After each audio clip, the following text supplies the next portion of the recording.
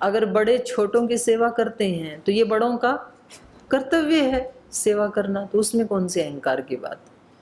यदि छोटे बड़ों की सेवा करते हैं तो कर्तव्य है उनकी सेवा करना। और ये सेवा कब होती है? जब व्यक्ति थोड़ी देर एकांत में सुमिरन भी करता है और स्वाध्याय भी करता है, तो फिर सेवा अच्छी होती।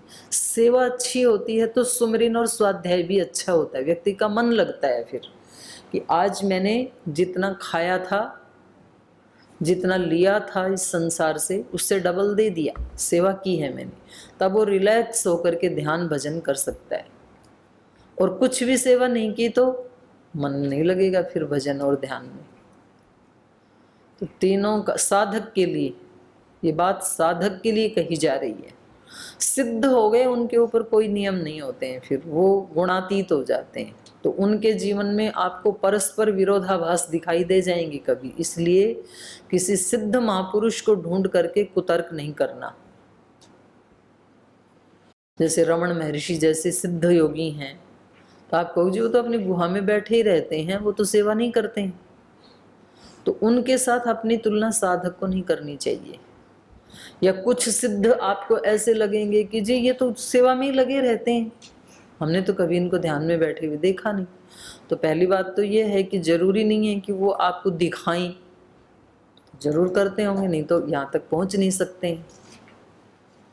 पर साधक के लिए सभी गुरुजनों ने, एक तरफ से ज्यादातर गुरुजनों ने, मैं तो बहुत बड़े बड़े महान संतों से मिली हूँ, सब ने यही बात कही है, सेवा स्वाध्याय, सेवा सुमिरन। जैसे डोमेट वाले महाराज जी सेवा सुमिरन बोलते थे, अब इन्होंने कहा सेवा सुमिरन स्वाध्याय, सेवा साधना स्वाध्याय। तो शब्द थोड़ा हल्का सा इधर उधर हो सकता है, लेकिन अनुभूति तो सबकी एक ही जैसी है।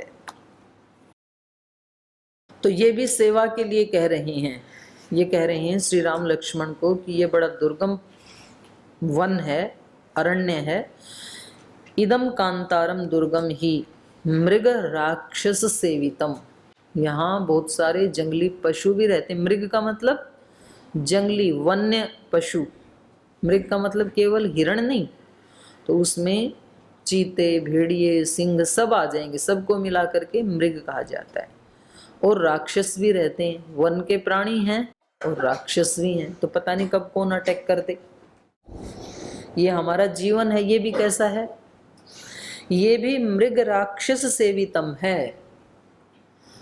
जिस संसार में हम जी रहे हैं और उस संसार का ही एक पार्ट हमारा शरीर और इंद्रियां, ये भी है, ये भी संसार ही है। तो इसके बीच में हमें जीना पड़ रहा है रोजाना। तो ये कैसा है, इसमें पशु भी हैं, जंगली पशु, जंगल वाले पशु, और राक्षस भी हैं। इंद्रियां जब अपने आध्यात्मिक मार्ग को छोड़ करके भोग मार्ग की तरफ चल पड़ती हैं, तो वो इंद्रियां हमारे लिए क्या बन जाती हैं, जंगली पशु जैसे बन जाती। पता नहीं कब फाड़ के खा जाएगा कौन सा पशु,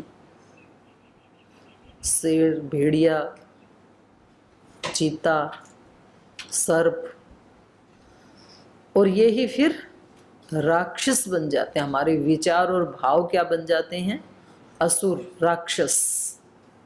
जब दिव्यता से नीचे आते हैं, व्यक्ति में ऐसा विचार, ऐसी भावना उठती है कि वो बिल्कुल राक्षस वाले ही कर्म कर देता है फिर। तो निरंतर हम ऐसे ही वन से सेवित हैं, ऐसे ही वन में रहना पड़ रहा है जैसे राम रह रहे हैं। तो इसको कहानी मत समझना केवल कि ये कोई कथा है और हम इसकी कल्पना करते जा रहे हैं कि हाँ वो एक जंगल में खड़े हैं, पंचवटी में खड़े हैं, और इधर उधर बहुत सारे वन के प्राणी रहते होंगे, कुछ असुर छिपे हुए रहते होंगे, पता नहीं कब कौन सा अटैक करेगा। तो वहाँ वाला जो दृश्य है वो सेम आज भी हम सब के ऊपर भी लागू होता है। यस्य छाया अमृतम यस्य मृत्यु।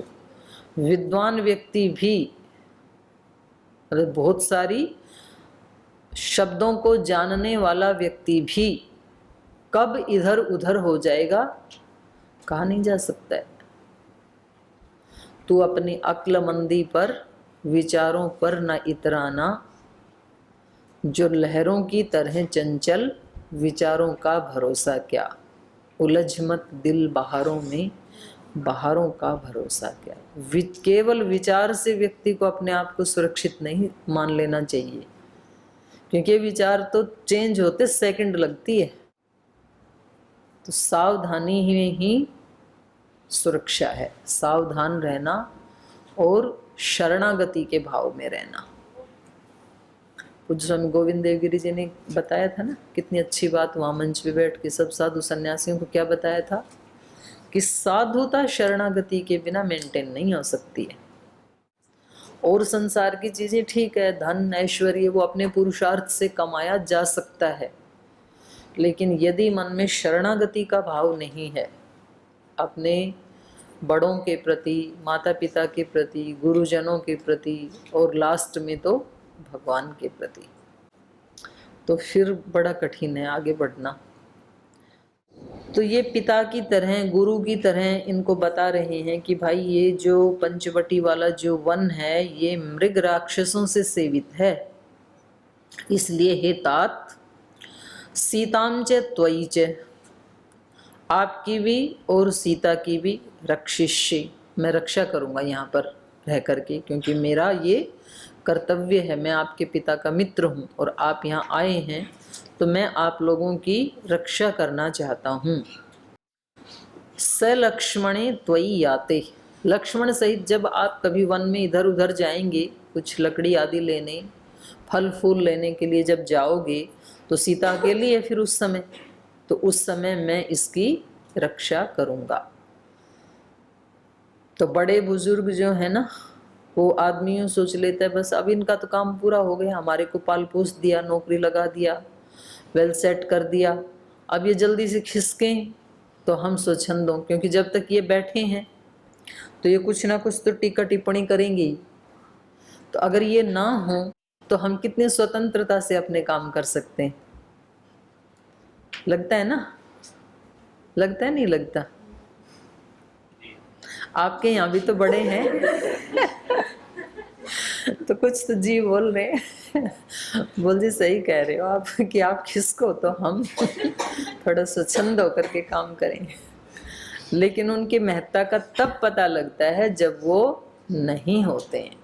जब होते हैं तो लगता है कि हमेशा टोकते ही रहते हैं, कुछ ना कुछ बताते ही रहते हैं। लेकिन श्री राम बड़ों की महत्ता को भली भांति जानते हैं, तो वो कभी भी ऐसा आचरण नहीं करते हैं।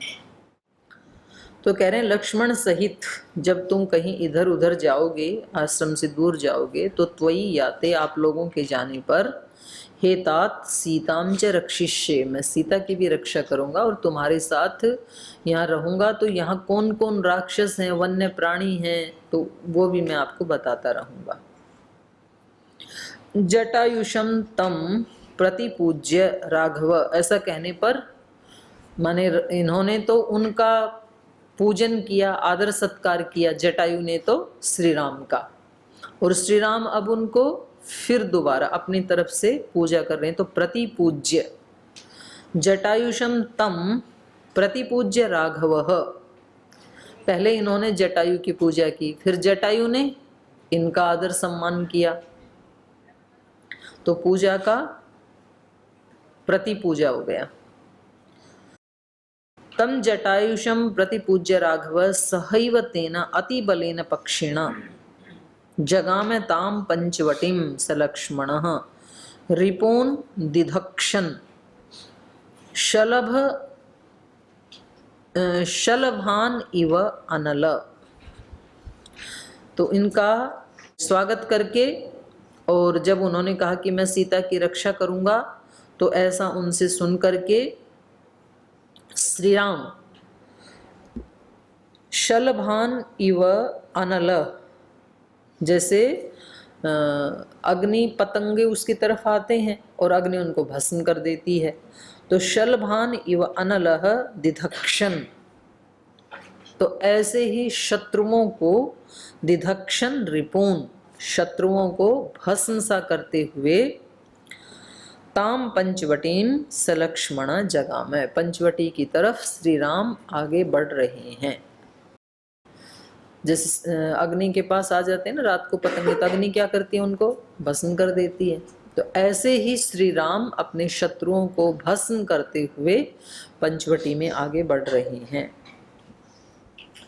जटायु के साथ साथ, जटायु भी साथ में है। ततः पंचवटीं गत्वा नानाव्यालमृगायुतम् उवाच भ्रातरं रामः सौमित्रिं दीप्ततेजसम् आगतः स्म यथोदिष्टं ममुं देशं महर्षिणा अयं पंचवटी देशः सौम्यः पुष्पितपादपः सर्वतश्चार्यतां दृष्टिः कानने निपुणो ह्यसि आश्रमः कतरस्मिन्नो देशे भवति सम्मतः रमते यत्र वैदेही त्वमहं चैव लक्ष्मण तादृशो दृश्यतां देशः सन्निकृष्टजलाशयः एवमुक्तस्तु रामेण लक्ष्मणसंयताञ्जलिः सीता समक्षं काकुत्स्थम् इदं वचनमब्रवीत् परवानस्मि काकुत्स्थ त्वयि वर्षशतं स्थिते स्वयं तो रुचिरे देशे क्रियतामिति मां वद।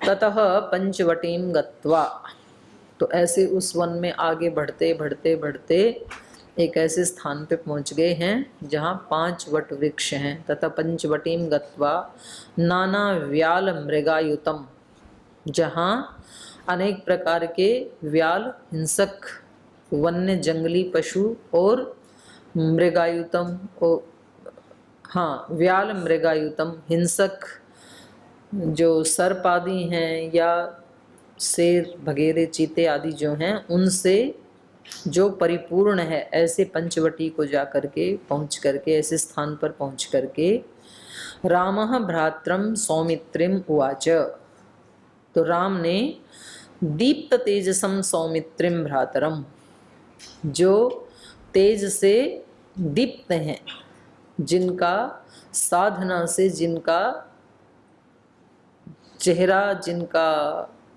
भाल, जिनका मस्तक दीप्त है, तेज से परिपूर्ण है, ऐसे तेजस्वी सौमित्रिम भ्रात्रम राम उवाच, श्री लक्ष्मण को भगवान श्री राम ने कहा।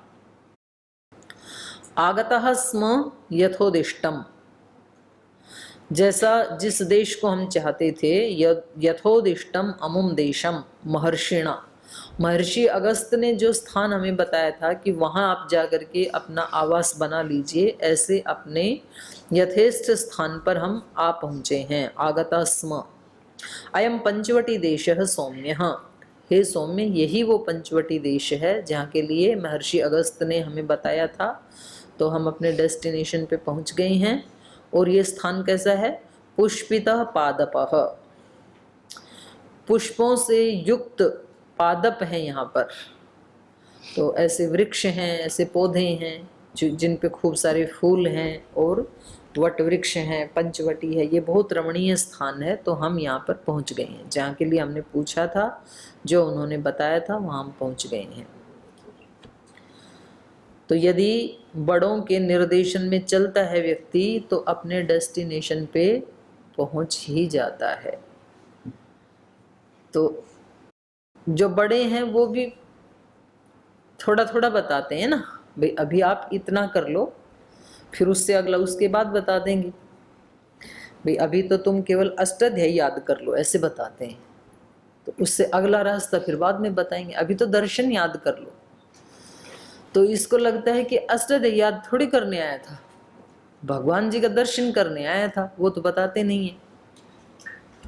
तो फिर कुछ लोगों को लगता है भाई ये यहाँ नहीं चलेगा, ये तो आते हाथ में अष्टाध्यायी दे दी, आते ही यहाँ पर दर्शन हाथ में दे दिए, हम ये आए ही नहीं इसके लिए। तो श्री राम की यात्रा अभी जारी है।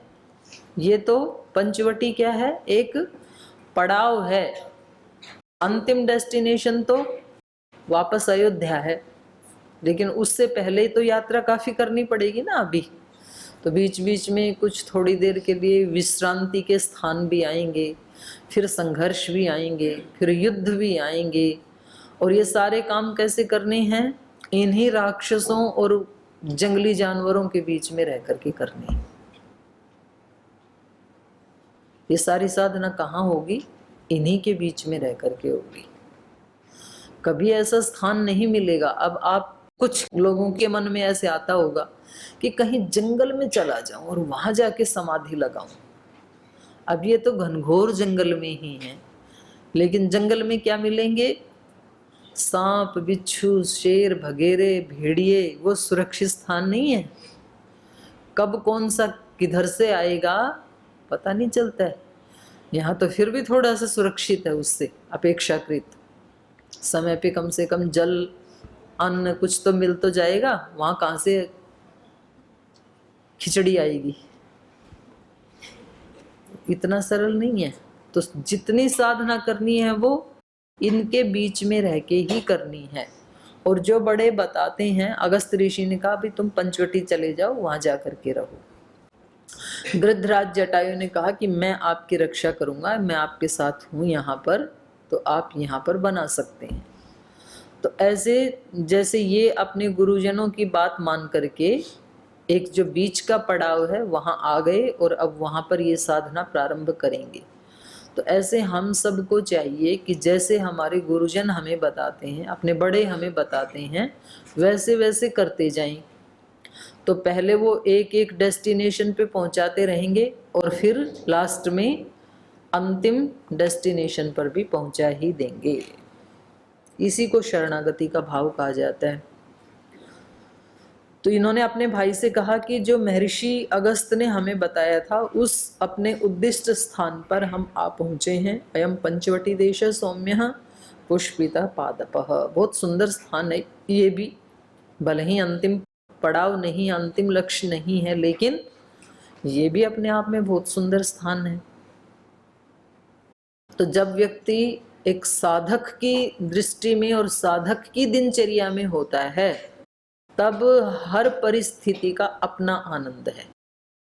अष्टाध्यायी याद करने का अपना एक आनंद है, दर्शन पढ़ने का अपना एक आनंद है, जल्दी उठने का अपना एक आनंद है, व्यायाम, प्राणायाम, ध्यान आदि करने का अपना एक आनंद है, साधना का अपना एक आनंद है और सेवा का अपना एक आनंद है। तो जब व्यक्ति की नीयत साफ होती है, समर्पित होता है, शरणागति के भाव में होता है, तो फिर शिकायत कोई नहीं होती है। फिर हर परिस्थिति अपने आप में साधना में सहायता करने वाली ही होती है। सर्वतश्च आर्यताम दृष्टि कानने निपुणो ह्यसि आश्रमः कतरस्मिन् देशे भवति सम्मत। तो कह रहे हैं कि हे आर्य, सर्वतश्च आर्य ताम दृष्टि कानने निपुणो ह्यसि। इस घनघोर जंगल में भी कौन सा सबसे श्रेष्ठ स्थान है उसको देखने में कानने दृष्टि ही निपुणो ही असि। तुम बड़े निपुण हो। लक्ष्मण को कह रहे हैं श्री राम, कहाँ इस वन में भी हमें कहाँ अपनी झोपड़ी बनानी चाहिए, कौन सा स्थान अत्यंत रमणीय है, तो इसमें आप बड़े कुशल हैं। कतरस्मिन् देशे आश्रम भवति सम्मतः। तो किस देश में हमारा आश्रम सबसे ठीक रहेगा, तो ये आप जरा देखो यहाँ पर कहाँ बनाना चाहिए। दृष्टि फैला करके देखो कैसा स्थान चाहिए इनको। रमते यत्र वैदेही, जहाँ वैदेही को भी अच्छा लगे, जहाँ सीता माता को अच्छा लगे, ऐसा स्थान देखो। रमते यत्र वैदेही त्वम अहम चैव लक्ष्मण, और आपको और मुझको भी अच्छा लगे। तो हम तीनों को जहाँ अच्छा लगे अपने प्रकृति के अनुकूल, ऐसे स्थान का आप चयन करो। तादृशो दृश्यताम देशः, ऐसे देश को देखो। सन्निकृष्ट जलाशय, जहाँ जल भी पास में हो, क्योंकि जल तो सबसे पहली अनिवार्यता है जीवन की। तो जहाँ जल आसानी से मिल जाए, कंद, फल, फूल, मूल ये मिल जाए खाने के लिए, देखने में भी सुंदर हो, तो ऐसे किसी स्थान को आप देखो, ऐसे स्थान का चयन करने में आप निपुण हैं। तो घनघोर जंगल में भी ऐसे ऐसे स्थान होते हैं जो रमणीय होते हैं, पर उनको ढूंढना पड़ता है। तो बाहर से जब साधना करते हैं ना, तो कठोरता में भी कुछ ऐसी घड़ियां होती हैं जो बहुत रमणीय होती हैं। वो आपको दिल्ली, मुंबई, बेंगलुरु जैसे शहरों के भीड़ भड़क्के में नहीं मिलने वाले, वो यहीं आश्रम में ही मिल सकते हैं। वो अंदर के नज़ारे, वो रमणीय स्थान जो वहाँ है वो यहाँ नहीं है, जो यहाँ है वो वहाँ नहीं है। तो यहाँ की अपनी एक महत्ता है, तो वो भी मिल जाते हैं। तो उसको लक्ष्मण जैसी दृष्टि चाहिए उसको ढूंढने के लिए। लक्ष्मण की दृष्टि कैसी है? सेवा परायण है, पूर्ण समर्पित हैं, निष्काम सेवी हैं, निष्काम भाव से सेवा करते हैं राम लक्ष्मण की। पूर्ण समर्पण है, आधा अधूरा मन नहीं है उनका। तो जब साधक की ऐसी स्थिति होती है, जब वो अपने भगवान के, अपने गुरु के पूर्ण समर्पित होता है, निष्कपट सेवा का भाव होता है, पूर्ण शरणागति का भाव होता है, पूर्ण समर्पण का भाव होता है, तो फिर ऐसे कानन वन में भी, माने ऐसी रुक्षता के बीच में भी रमणीय स्थान मिल जाते हैं, अपने अंदर ही मिल जाते हैं फिर। तो ये कह रहे हैं कि आप कोई ऐसी जगह देखें जिसमें हम सबको अच्छा लगे।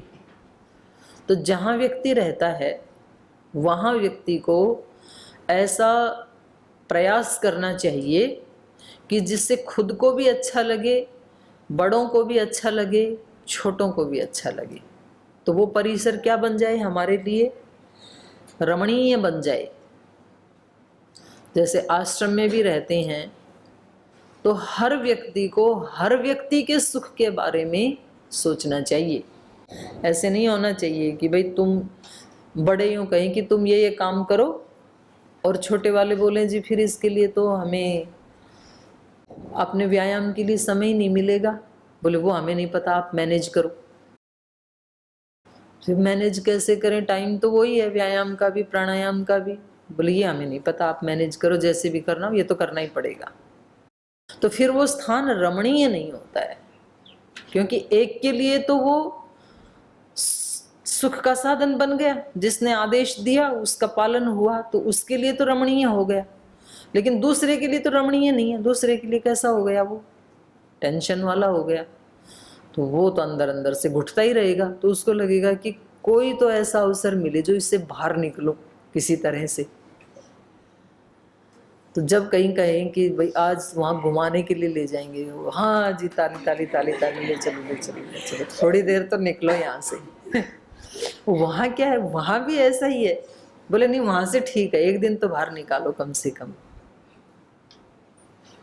तो स्थान कैसा होना चाहिए? जहाँ सब रहते हैं, सबको अच्छे लगने वाला होना चाहिए वो स्थान। छोटों को भी अच्छा लगना चाहिए, बड़ों को भी अच्छा लगना चाहिए, मालिक को भी अच्छा लगना चाहिए, सेवक को भी अच्छा लगना चाहिए। श्री लक्ष्मण तो सेवक हैं, श्री राम सीता तो मालिक हैं। तो श्री राम क्या कह रहे हैं इनको? जो आपको, मुझको, सीता को, तीनों को अच्छा लगे।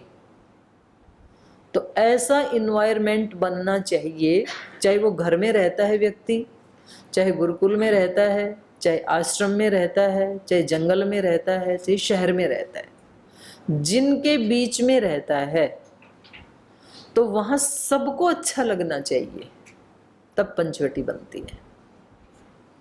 तो ये एक बड़ी एक रहस्य की बात श्री राम ने बताई है। ये सिद्धांत की बात भी है और आध्यात्मिक रहस्य भी है ये, कि जहाँ रहें वहाँ सबको अच्छा लगना चाहिए और मूलभूत आवश्यकताएं पूरी हो जाएं, माने जल आदि हो वहाँ पर और खाने के लिए फल फूल आदि हो। एवं उक्तस्तु रामेण लक्ष्मणः संयतांजलि ही। तो जब श्री राम ने ऐसे कहा कि भाई आप बड़े कुशल हो, ढूंढो कोई रमणीय स्थान, तो हाथ जोड़ करके श्री लक्ष्मण जी कहने लगे, सीता समक्षम सीता माता भी वहीं खड़ी हैं, उनके सामने ही काकुत्स्थम श्री राम को इदम वचनम अब्रवीत। लक्ष्मण जी ने हाथ जोड़ करके सीता माता के समक्ष ही श्री राम से ये वचन कहे। परवान अस्मि काकुत्स्थः, अपने भाई को कह रहे हैं कि मैं तो आपका सेवक हूं। परवान अस्मि, परवान अस्मि काकुत्स्थः त्वयि वर्षशतम स्थिते, आप सैकड़ों वर्ष भी यहाँ रहें और जन्म जन्मांतरों से मैं तो आपका सेवक हूँ। स्वयं तो रुचिरे देशे क्रियताम इति माम वद, इसलिए रमणीय स्थान कौन सा होगा वो तो आप ही जाने। तो जो आपको और माता सीता को अच्छा लगे उस देश में क्रियताम इति, यहाँ झोपड़ी बनाओ, ऐसा माम वद, ऐसा आप मुझे निर्देश दीजिए। तो रमणीय आपको लगना चाहिए, वहाँ झोपड़ी बनाने का काम हम करेंगे। तो प्रथम प्रसन्नता किसकी होनी चाहिए? स्वामी की। और फिर स्वामी प्रसन्न है तो सेवक भी प्रसन्न है। तो दोनों की परस्पर प्रसन्नता होनी चाहिए, भक्त की और भगवान की। आचरण वो करना चाहिए जो भगवान को पसंद है। भगवान हमारे गुलाम नहीं है, नौकर नहीं है कि हम जो बोले वो भगवान करे तब तो भगवान, और हम बोले वो करे नहीं तो काहे का भगवान। तो ऐसी शरणागति या ऐसा समर्पण, जैसे लक्ष्मण कह रहे हैं कि जहां आप बताएंगे, आप आदेश दीजिए, वहीं पर ही हम वैसी ही झोपड़ी बना देंगे। तो अब श्री राम क्या कहेंगे ये कल पढ़ेंगे, आज यहीं विराम लेते हैं।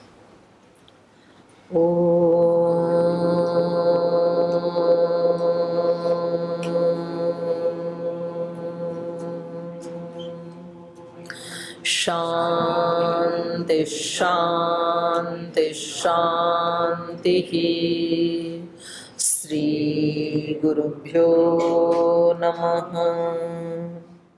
हरि के नाते से सब नाते, इससे सभी सुहाते।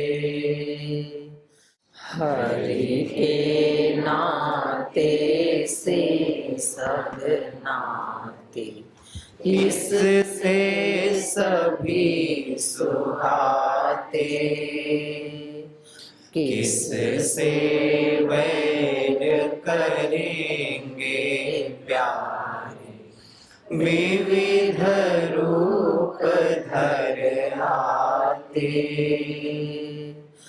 किससे वैर करेंगे प्यारे, विविध रूप धर आते।